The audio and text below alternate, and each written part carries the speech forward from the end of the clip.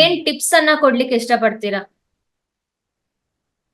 Juniors tip ಏನ್ ಕೊಡ್ಬೇಕಂದ್ರೆ mostly concentrate on JEE and NEET, because board exams ನೀವು ಹೆಂಗ ಕ್ರ್ಯಾಕ್ ಮಾಡ್ಬೋದು. ಹಂಗಂದ್ರೆ ಪೂರಾ ಬೋರ್ಡ್ ಎಕ್ಸಾಮ್ಸ್ ಬಿ ಬಿಡಬಾರ್ದು, ಬೋರ್ಡ್ ಎಕ್ಸಾಮ್ಸ್ ಮ್ಯಾಗ ಬಿ ಅಷ್ಟೇ ಫೋಕಸ್ ಮಾಡ್ಬೇಕು. ಜೆಇ ನೀಟ್ ಕೆಸಿಟಿ ಕೆಸಿಟಿ ಮ್ಯಾಗ ಸ್ವಲ್ಪ ಹೆಚ್ಚಿಗೆ ಫೋಕಸ್ ಮಾಡಿದ್ರೆ ಅಂತ ಕೆಸಿಟಿ ಅಗತ್ಯ ಟಿಪ್ ಇಲ್ವಾ? ಕೊಡ್ಬೋದು. ನೀಟ್ ಮತ್ತೆ ಜೈ ಮಾತ್ರ ಸಾಕಾ? ಇಲ್ಲ ಮ್ಯಾಮ್, ಕೆಸಿಟಿ ಬಿ ಅಲ್ಲ, ಕೆಸಿಟಿ ಮಾಡ್ಲೇಬೇಕು, ನೀಟ್ ಜೆಇ ಹಾಗೇನಿಲ್ಲ, ಕೆಸಿಟಿ ಮಾಡ್ಲೇಬೇಕು. ಓಕೆ. ಸೊ ನೀವು ಎಕ್ಸಾಕ್ಟ್ ಆಗಿ ಯಾವಾಗದಿಂದ ಸ್ಟಡಿ ಮಾಡ್ಲಿಕ್ಕೆ ಶುರು ಮಾಡಿದ್ರಿ? Did you start from just 12th standard ಅಥವಾ 11th ಇಂದಲೇ ಶುರು ಮಾಡಿದ್ರಾ to prepare for competitive exam? For competitive exams, ಹಾ, ಕಾಂಪಿಟೇಟಿವ್ ಎಕ್ಸಾಮ್ಸಿಗೆ 11th ಲಿಂದ.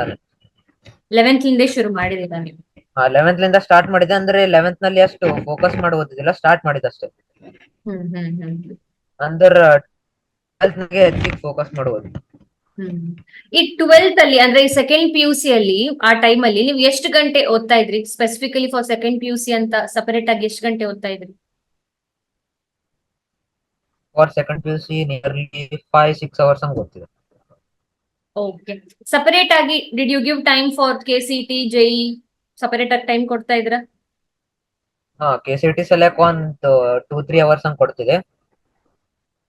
ಜೆಇ ಅಷ್ಟು ಹೆಚ್ಚಿಗೆ ಕಾನ್ಸಂಟ್ರೇಟ್ ಮಾಡಿದಿಲ್ಲ ನಾನು, ಯಾಕಂದ್ರೆ ಅದು ಅಷ್ಟು ಫಸ್ಟ್ ಅಟೆಂಪ್ಟ್ ಅಷ್ಟು ಚಲೋ ಹೋಗಿದಿಲ್ಲ. ಅದಕ್ಕೆ ಕೆಸಿಟಿ ಮ್ಯಾಗ ಫೋಕಸ್ ಮಾಡಮಂತ ಕೆಸಿಟಿಗೆ ಹೆಚ್ಚಿಗೆ ಸ್ವಲ್ಪ ಟೈಮ್ ಕೊಡೋದಿಲ್ಲ. ಜೆಇ ಮ್ಯಾಗ 1-2 ಅವರ್ಸ್ ಮಾಡಿದೆ, ಕೆಸಿಟಿ ಮ್ಯಾಗ 3-4 ಅವರ್ಸ್ ಕೊಟ್ಟು ಬೋರ್ಡ್ ಎಕ್ಸಾಮ್ಸ್ ಕಿಂತ ಹಿಂದೆ ಪೈಲೆ ಅವಾಗ ಹೋಗ್ತಿದ್ದೆ.